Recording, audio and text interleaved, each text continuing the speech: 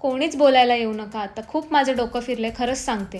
काय नुसतं त्या लग्नाला चल, त्या लग्नाला चल, काय होईल तिथे जाऊन? ते 4 नातेवाईक भेटतील, ते विचारतील काय करते मग आता मुलगी, अजून शिकते का? अगं ते तर तू लग्नानंतर पण करू शकतेस. नाही यायचं मला त्या लग्नाला, प्लीज. सतत आपलं तुझ्या नजरेत कोणी मुलगा आहे का, तुझ्या नजरेत कोणी मुलगा आहे का? माझी एक्झाम आहे परवा, मला अभ्यासाची पडली आहे, करू का मी अभ्यास? उठते झाडायलाच उठते. 2 मिनिटं काय बसलं का लगेच? ते झाड ते झाड, हे कर ते कर, त्याला काहीच बोलणार नाही कधी. एवढी चिडचिड का करते? तू शांत बस. पेट्रिआर्कीचा फायदा घेतोयस एवढे वर्ष. 35% पाडून पण अख्ख्या गावात पेढे वाटलेले.